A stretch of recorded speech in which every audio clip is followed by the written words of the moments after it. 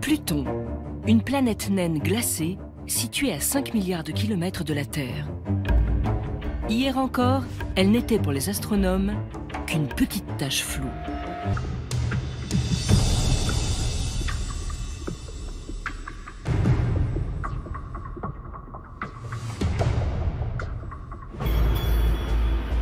« 19 janvier 2006, une fusée Atlas V, puissant lanceur de 65 mètres, s'apprête à décoller de Cap Canaveral. C'était un de ces jours où on se dit « Ça y est, aujourd'hui, soit le projet réussit, soit il échoue. » Parce que quand ça se passe mal au lancement, c'est spectaculaire. T-minus 5, 4, 3, 2, 1. We have ignition and liftoff of NASA's New Horizons spacecraft on a voyage to visit the planet Pluto and beyond. Le lancement est effectué à une vitesse record, 58 000 km/h. New Horizons a besoin d'acquérir le maximum de vitesse pour traverser le système solaire et tenter une manœuvre unique dans l'histoire des vols spatiaux.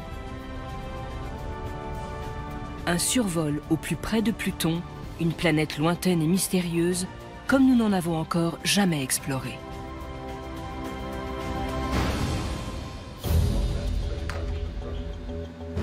Au laboratoire de physique appliquée Johns Hopkins, l'heure n'est pas encore à la fête pour l'équipe New Horizons.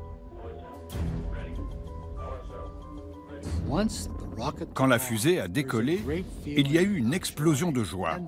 Puis, on a retenu notre souffle. Car rien n'est gagné tant qu'on n'a pas reçu de la sonde le signal que tout va bien. Il n'y a pas de mission tant qu'on ne sait pas si la sonde communique avec la Terre. L'attente s'installe. Tout est source d'inquiétude. On a résolu tous les problèmes qu'on a pu identifier. Essayer d'anticiper une multitude d'éventualités, c'est le défi des vols spatiaux. Près d'une heure s'écoule. Enfin, les techniciens reçoivent le premier signal de New Horizons. Les chercheurs se sont tournés les uns vers les autres en disant « C'est génial !» Ça a été un moment de joie intense. C'est le meilleur moment, celui où la mission devient réalité. Cette étape n'est que le premier défi d'une longue série qui va ponctuer un périple de près de 10 ans. 9 heures seulement après son lancement, elle croisait déjà l'orbite de la Lune. Un trajet que les astronautes d'Apollo avaient effectué en 3 jours. Pourtant, même en voyageant à des dizaines de milliers de kilomètres/heure, New Horizons mettra plus de 9 ans à atteindre sa destination. Elle explorera alors les confins du système solaire à plus de 5 milliards de kilomètres de la Terre, au-delà des planètes que nous connaissons.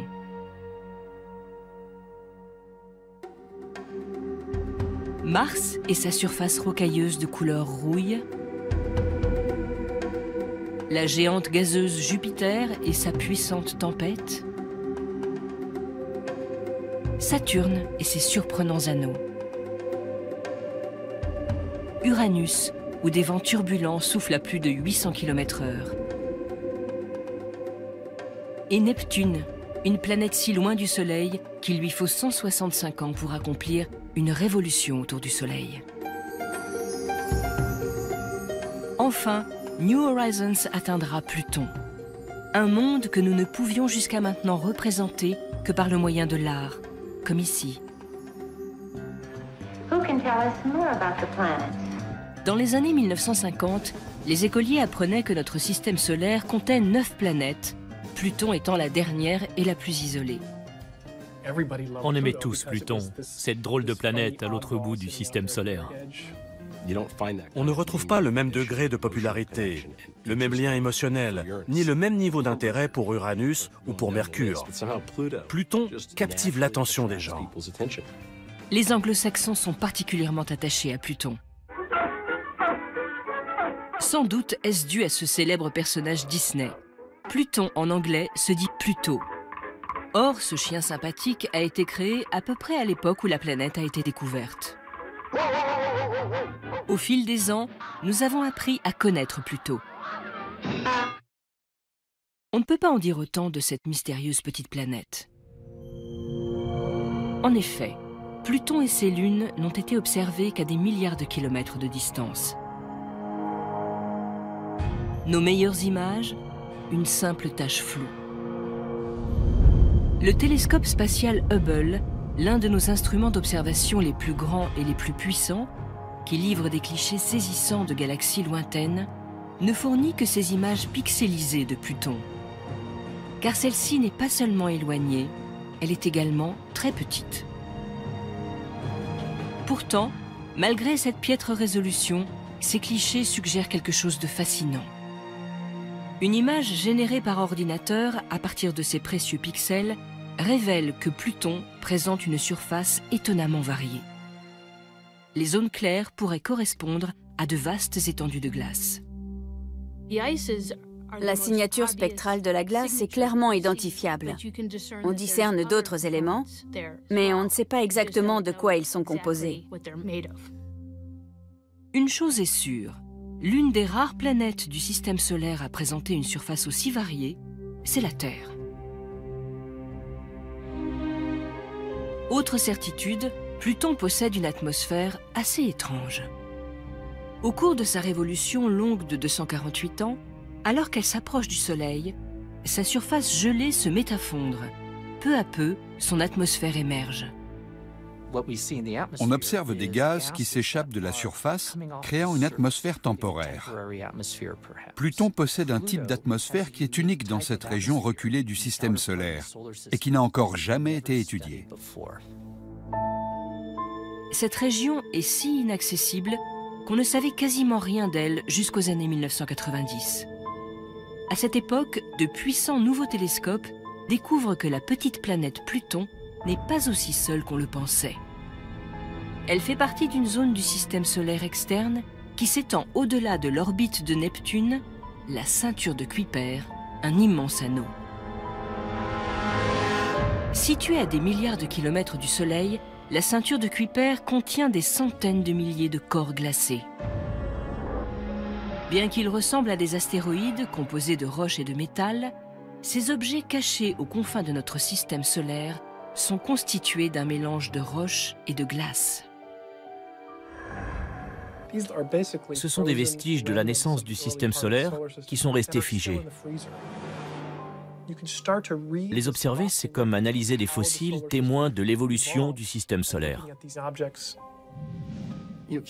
On ne peut pas dire là on y est déjà allé, car ce n'est pas le cas. On a déjà exploré la région des planètes telluriques, celle des géantes gazeuses. Aujourd'hui, on découvre une toute nouvelle zone du système solaire qui n'avait jamais été visitée. On ne sait pas ce qu'on va trouver. Et c'est ce qui rend l'aventure passionnante. Comment conçoit-on un engin spatial destiné à effectuer un voyage de 5 milliards de kilomètres vers une destination inconnue? Explorer une nouvelle région comporte toujours une part de risque. La mission New Horizons a dû relever une multitude de défis. On va à l'autre bout du système solaire, ce qui représente 30 fois la distance Terre-Soleil. Et pour y arriver en un laps de temps raisonnable, on a dû construire la sonde la plus légère possible et l'installer dans la fusée la plus grande possible. On ne pouvait pas utiliser des panneaux solaires car le rayonnement solaire est trop faible. On a donc embarqué une source d'énergie nucléaire. On a un ensemble de 7 instruments pour réaliser différentes mesures. Ils pèsent au total dans les 30 kilos. Ces 7 instruments scientifiques qui, mis ensemble, sont à peine plus gros qu'un piano à queue, portent des noms fantaisistes. Pepsi, SWAP ou encore Rex. 2 d'entre eux ont été baptisés d'après les héros d'une série américaine des années 1950, The Honeymooners, Ralph et Alice.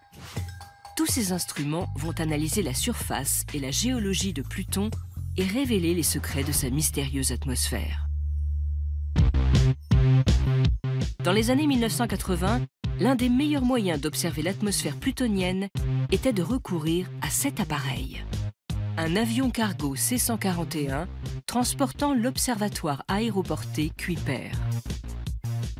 Cette plateforme d'observation était loin d'offrir tout le confort souhaitable. L'observatoire Kuiper n'est pas conçu pour être confortable. On porte un casque micro en permanence, il y a du bruit, il fait froid, et le télescope placé au centre de l'avion rebondit. Mais en volant au-dessus des nuages, les chercheurs ont la possibilité d'enregistrer un événement rare appelé occultation stellaire. Au cours de ce phénomène, un objet céleste, comme Pluton, passe devant une étoile brillante et occulte sa lumière. Si l'objet occultant est entouré d'une atmosphère, le disque stellaire disparaît, puis réapparaît peu à peu. S'il en est dépourvu, la lumière disparaît d'un coup et réapparaît tout aussi soudainement. L'enregistrement qui va suivre a été effectué à bord de l'observatoire aéroporté Kuiper, la nuit du 9 juin 1988. L'objectif des chercheurs était de déterminer si Pluton possédait une atmosphère.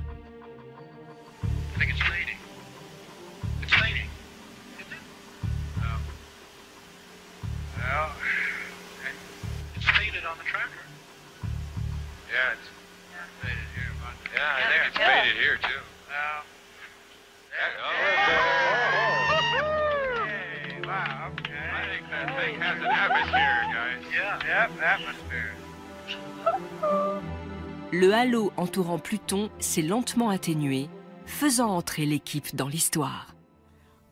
J'ai eu la chance de faire partie de l'équipe. C'est ce qui a lancé ma carrière d'astronome. Pas mal comme début. Parmi les instruments placés à bord de New Horizons pour étudier l'atmosphère de Pluton, se trouve Alice. Cette maquette est une reproduction à l'échelle d'Alice. Alice est un spectromètre ultraviolet, un télescope qui décompose la lumière en un spectre de couleurs. Chaque élément chimique réfléchit et absorbe la lumière d'une manière qui lui est propre, créant ce qu'on appelle un spectre de raies. Le spectre de l'hydrogène ressemble à cela, et celui de l'azote à cela. De puissants télescopes terrestres ont déjà mis en évidence des molécules d'azote, de méthane et de monoxyde de carbone à la surface de Pluton et dans son atmosphère. On pense qu'il y en a d'autres, mais on ne peut pas les détecter. Lorsque la sonde passera à quelques milliers de kilomètres de Pluton, Alice cherchera à identifier ses composants. À la fin du survol, la sonde pivotera sur elle-même pour offrir à Alice une vue exceptionnelle de l'atmosphère de Pluton, observée à travers la lumière du Soleil. On peut utiliser le Soleil comme source de lumière pour sonder l'atmosphère et détecter la signature spectrale de certains types d'atomes et de molécules. Tandis qu'Alice sondera l'atmosphère de Pluton, son partenaire Ralph, un spectromètre infrarouge, tentera d'identifier la signature chimique de ces molécules à la surface de Pluton. On veut savoir à quoi correspondent les surfaces très claires sur Pluton. On pense qu'il s'agit de neige de méthane et d'azote moléculaire. Mais il y a d'autres régions où la neige semble absente et qui sont probablement des gisements d'hydrocarbures plus rouges et plus foncés. Ralph révélera la composition de ces étranges zones sombres. Mais pour obtenir des vues détaillées de Pluton, il faut un instrument doté d'un téléobjectif exceptionnel. Baptisé LORRI, le plus grand imageur embarqué à bord de New Horizons fournira d'extraordinaires images de la surface plutonienne. LORRI prendra des photos si détaillées que s'il survolait la ville de New York, on distinguerait l'Hudson, l'East River et même Central Park. Pour vous donner un ordre de grandeur, cette image de New York a été prise par un satellite passant à 600 km de la Terre.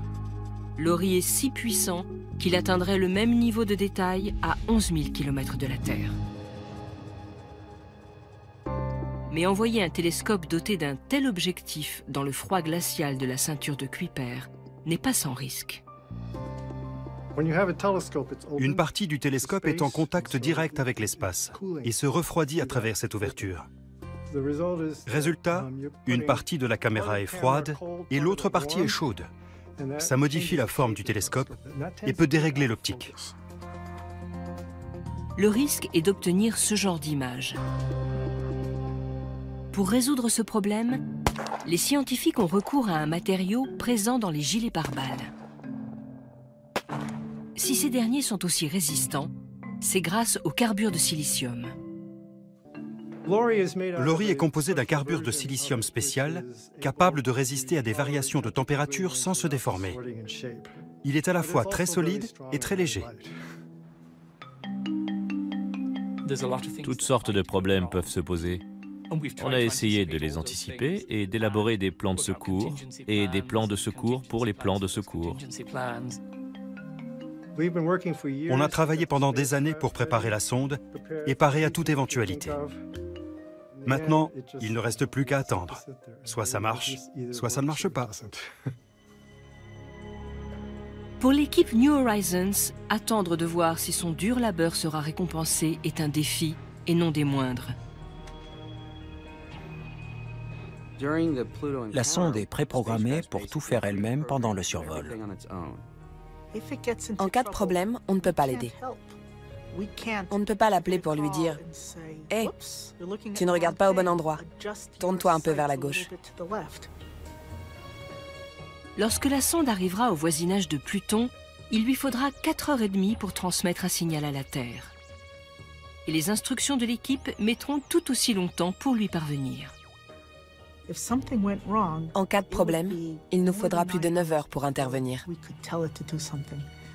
Or, les données scientifiques les plus importantes sont collectées sur une période d'environ 12 heures. Le timing doit être précis. Les commandes sont censées se déclencher à des heures prédéfinies. Si les réglages changent trop, on aura beaucoup d'images de ciel noir et peu de données scientifiques.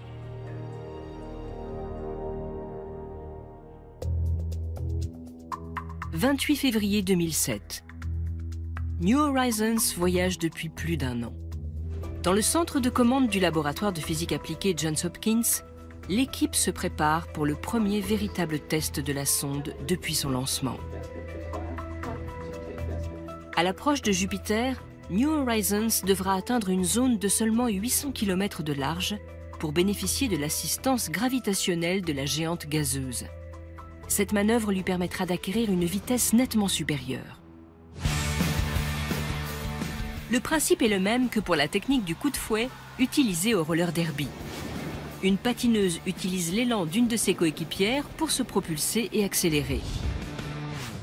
C'est l'effet que la sonde va tenter d'exploiter en survolant Jupiter. Dans la salle de contrôle, la tension est palpable, en particulier pour la directrice des opérations ou DDO, Alice Bowman. Elle prépare cette manœuvre depuis des années et sait parfaitement quelles seraient les conséquences d'un échec. Si on ne survolait pas Jupiter, ça rallongerait le voyage de plusieurs années. 9 ans, c'est déjà long. Si on rajoute 2 années, ça devient intolérable. L'horloge tourne.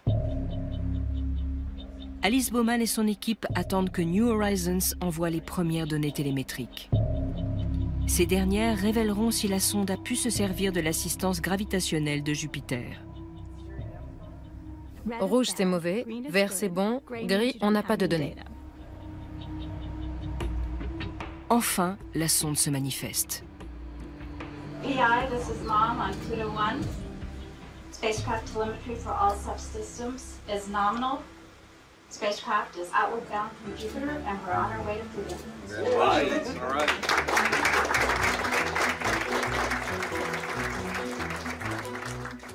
Jusqu'ici, tout roule, c'est super. En se servant de l'attraction gravitationnelle de Jupiter, on a pu augmenter la vitesse de la sonde d'environ 20% et réduire la durée du voyage de 3 ans. En même temps, pour profiter de l'effet de fronde gravitationnelle, on s'est approché assez près de Jupiter. C'était l'occasion de faire de la science. C'était le seul moment où on pouvait pointer nos caméras sur de grands objets pour vérifier si elles étaient bien calibrées. On a utilisé tous les instruments de la sonde, mais la star, c'était Laurie.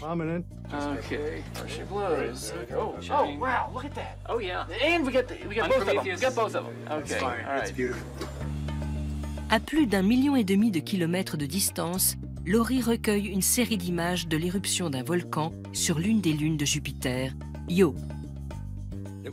C'était la première fois qu'on réalisait un time-lapse d'un volcan ailleurs que sur la Terre. C'était unique.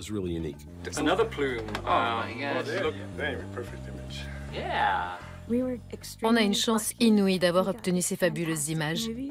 Ça compense largement toutes ces nuits blanches et tout le travail qu'on a fourni. Après le survol de Jupiter, New Horizons entre en hibernation. Seuls les systèmes essentiels continuent de fonctionner. Le but étant de limiter l'usure des équipements. La sonde sera en veille durant la plus grande partie de son long voyage. Mais une fois par semaine, elle téléphonera à la maison. Alice Bowman tient l'équipe informée de l'état de fonctionnement des différents systèmes. Alors que New Horizons progresse à travers l'espace, vers la planète la plus isolée et la plus lointaine du système solaire, une révolution bouleverse le monde de l'astronomie. Après avoir été pendant 75 ans la 9e planète du système solaire, Pluton se voit retirer son statut par l'UAI, l'Union astronomique internationale. Pluto was since 1930 a planet. He had stature, he had friends. Could it be the final indignity for the farthest and smallest planet on our solar system? Géantes gazeuses comme Jupiter et Saturne aspirent des quantités massives d'hydrogène et d'hélium, balayant tout sur leur passage. Il paraît plausible que Pluton se soit formé plus près du Soleil et qu'elle ait été repoussée sur une orbite bien plus éloignée à mesure que les planètes majeures grossissaient. Pluton et les autres objets transneptuniens seraient les vestiges de ce processus de formation planétaire. On les désigne parfois sous le nom de planétésimaux, des objets célestes qui, pour une raison ou une autre, ont cessé de grossir. La croissance des planètes naines a été interrompue. Ce sont des embryons planétaires. Et le fait de les étudier, plutôt que d'étudier des objets qui ont atteint une taille bien supérieure, nous permettra de mieux comprendre le processus de formation planétaire.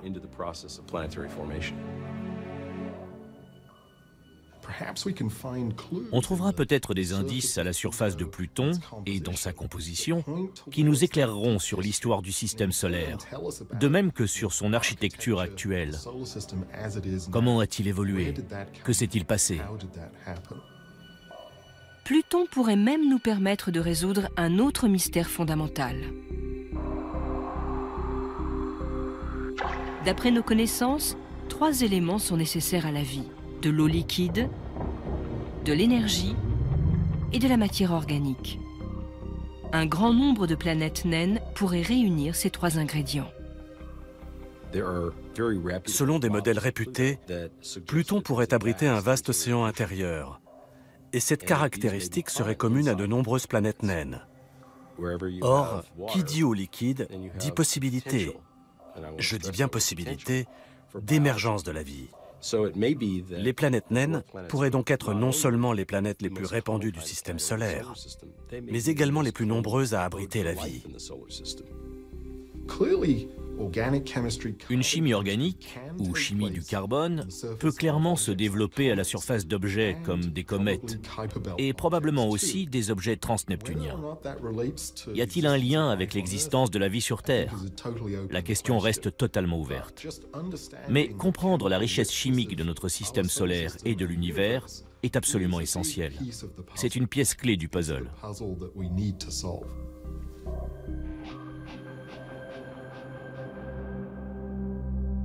8 juin 2008. New Horizons file dans l'espace depuis plus de 2 ans. Ce jour-là, elle dépasse l'orbite de Saturne. 3 ans plus tard, elle survole Uranus. Les 5 premières années de voyage se sont déroulées à la perfection. Mais c'est alors qu'un élément impondérable va mettre la mission en péril. des images prises par le télescope spatial Hubble révèlent que Pluton n'a pas une, ni deux, ni trois, ni quatre, mais bien 5 lunes. Ces lunes se sont sans doute formées lors de la même collision cosmique, il y a quelques 4,6 milliards d'années. 2 objets de la taille de Pluton se sont percutés et nous voyons les vestiges de cette collision. Si Pluton en est sorti intact, le deuxième corps céleste a éclaté en morceaux, formant les 5 lunes que l'on observe aujourd'hui et qui présentent pour certaines une forme étrange. Toutes ces petites lunes sont génératrices de débris, et il se peut qu'un anneau composé de fines poussières se soit formé autour de Pluton. Or, la sonde va traverser tellement vite le système plutonien, à environ 50 000 km/h, que même une fine particule formerait un trou mettant un terme à la mission. En 1967, la sonde martienne Mariner 4 a été confrontée au même problème. Elle est entrée dans un nuage de poussière et pendant 45 minutes, ils ont vu apparaître des milliers d'impacts qu'ils n'avaient absolument pas prévus. Il y a clairement des particules dans l'espace qu'on ne sait pas détecter et qui peuvent mettre fin à une mission. Combien de coups New Horizons peut-elle encaisser? C'est ce que nous allons découvrir dans ce laboratoire hors du commun. Ce canon de la NASA peut propulser le plus petit des projectiles à plus de 27 000 km/h.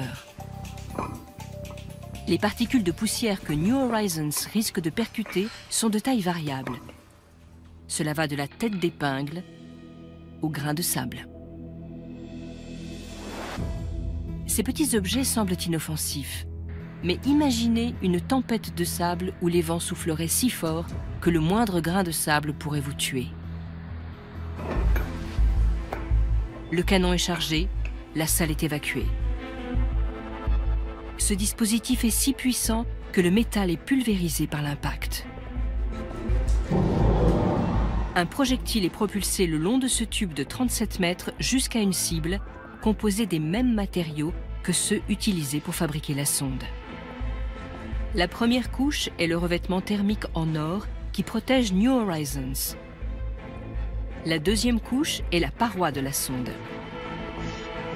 La troisième couche, une fine plaque de métal, représente la charge utile, les composants électroniques et les instruments scientifiques. Toute une série de tests est réalisée. De minuscules projectiles frappent la cible à la vitesse de l'éclair.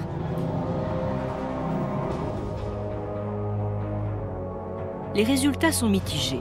La plupart des projectiles perforent le revêtement thermique avant d'aller se ficher dans la paroi de la sonde. Mais certains vont plus loin et passent directement à travers, comme ici. De quoi mettre fin brutalement à la mission.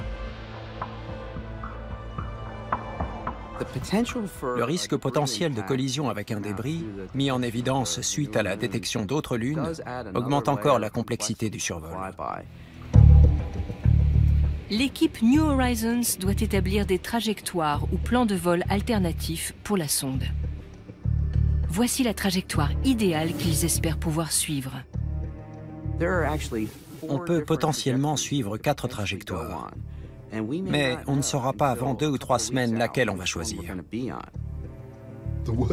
Le pire scénario, ce serait que la sonde entre dans le système, qu'elle commence à prendre des photos, qu'elle soit détruite à cause d'une collision et qu'on ne voit jamais les images. C'est assez angoissant.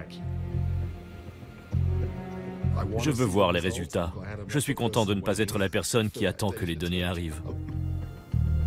À l'approche, on a prévu des observations pour surveiller les débris. Pour nous, ce ne sont plus des lunes, ce sont des risques. C'est marrant comme les choses changent. Il y aura toujours cette petite question lancinante. Est-ce qu'on a réussi? Et quand on va recevoir le premier message de confirmation, tout le monde va pousser un soupir de soulagement. Puis on va se regarder les uns les autres en disant « Je le savais ».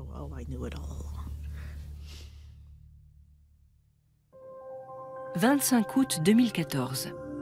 New Horizons atteint l'orbite de Neptune 25 ans jour pour jour après Voyager 2. Cette dernière avait initialement pour mission d'étudier Jupiter, Saturne et leurs lunes. Mais elle a également recueilli des images étonnantes d'Uranus, de Neptune et de sa lune, Triton. Dans les années 60, 70, 80, on explorait sans cesse de nouvelles planètes.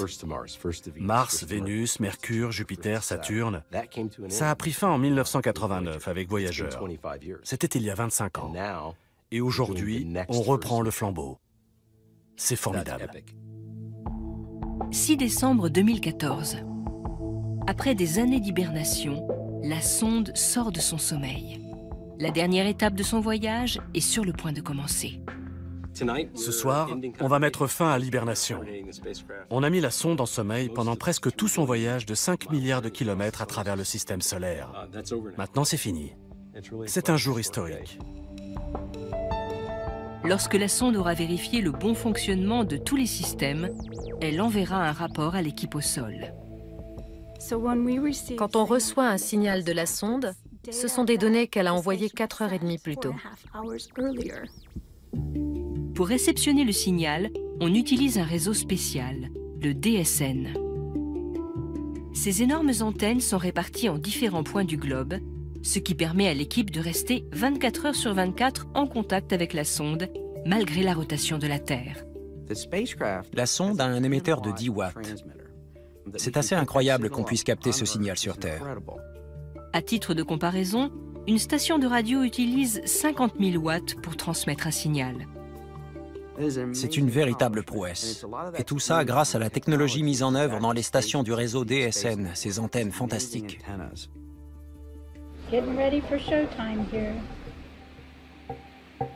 Quelques membres de l'équipe se sont rassemblés dans la salle voisine, prêts à célébrer l'événement. Avant de sabrer le champagne, il faut attendre que la directrice des opérations ait reçu un message du réseau DSN confirmant la réception d'un signal en provenance de New Horizons.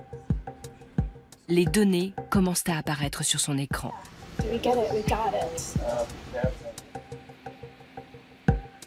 Mais avant de se détendre, les membres de l'équipe doivent vérifier que tous les systèmes sont en état de marche. RF model on Pluto 1, status check. RF is green. Power, status. Power system is green. Propulsion, status. Propulsion is green. Ah, there we go. We have a nominal wake-up of the New Horizons spacecraft on our way to Pluto.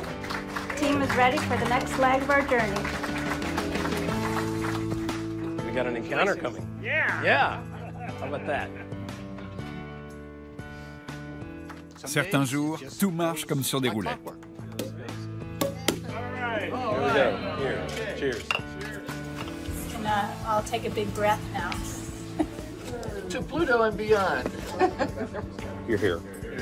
To history. History. This has been a very long road. It's for the bomb. Yes. Okay. Okay, thank you. Well, it's just C'est génial. We are on the other side of the On est à l'autre bout du système solaire, comme prévu.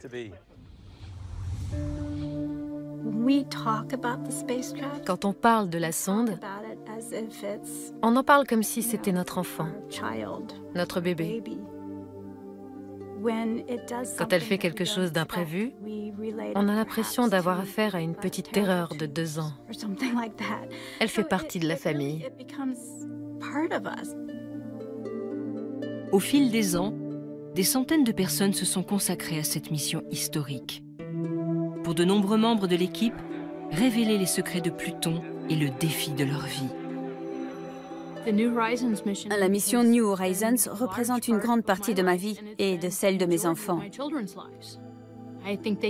Pour eux, recevoir ces données depuis Pluton, c'est énorme. Ils ont attendu ça toute leur vie. Alors que New Horizons s'approche de Pluton, l'équipe constate l'absence d'autres lunes. La sonde a peu de risque d'être détruite par des débris. Ils ont cherché partout sans trouver d'autres lunes. Ils étaient un peu déçus d'un point de vue scientifique, mais en termes de risque, c'était une très bonne nouvelle. Mais le soulagement est de courte durée. About 1:55 p.m. local, we've lost signal with the spacecraft. J'en avais l'estomac retourné. Je me suis dit, mon Dieu, ce n'est pas possible. On a eu une petite montée d'adrénaline. Aurait-on heurté quelque chose à des millions de kilomètres de la Terre? À la recherche d'une solution, l'équipe opérationnelle tente de se connecter au processeur de secours de la sonde, qui utilise une autre fréquence radio. Le réseau DSN a immédiatement localisé ce signal. On était soulagés. On avait retrouvé notre sonde. Il s'est avéré que le processeur principal avait réinitialisé ses paramètres et activé le processeur de secours. Le pire cauchemar qu'on puisse faire une semaine avant le jour J. On pouvait résoudre le problème. Le tout était de savoir si on y arriverait à temps. Alice n'a pas dormi, je vous jure.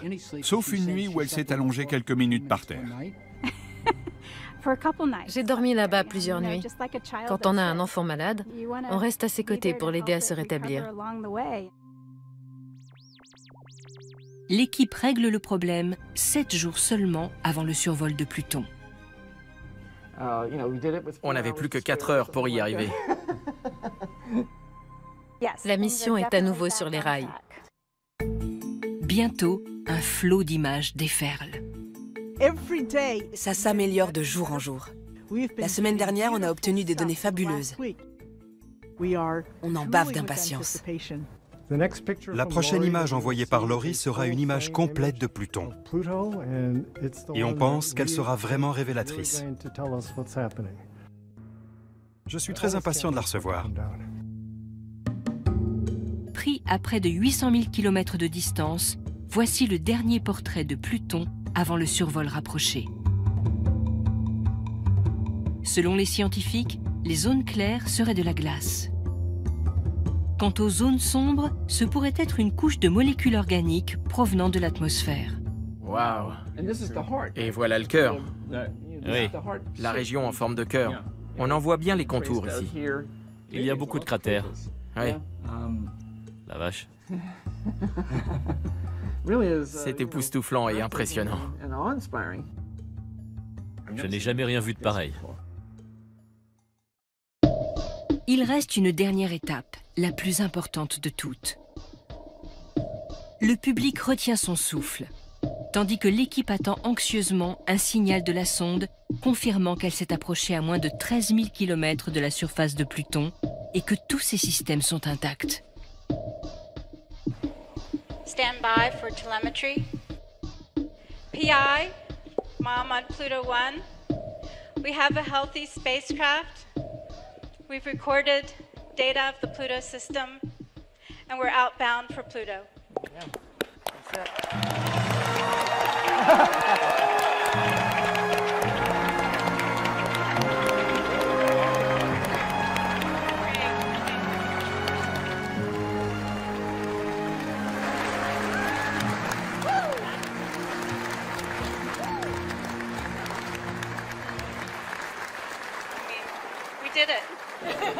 Soulagée et très contente. Ouais. Chaque compte-rendu d'État était une douce musique à mes oreilles. Qu'est-ce que c'est bon d'entendre ça? Dès le lendemain, la petite sonde, croisant à 5 milliards de kilomètres de la Terre, a commencé à envoyer les premières images en gros plan de Pluton, avec ses montagnes de glace culminant à près de 3350 mètres. Et sa plus grosse lune, Charon, quasiment dépourvue de cratères. En 2016, les scientifiques ont confirmé la présence sur Pluton d'énormes quantités d'eau sous la forme d'un cœur de glace et d'une atmosphère. Il faudra 16 mois à New Horizons pour transmettre l'intégralité des images et des données collectées, tandis que la sonde poursuit son voyage à travers la ceinture de Kuiper et au-delà.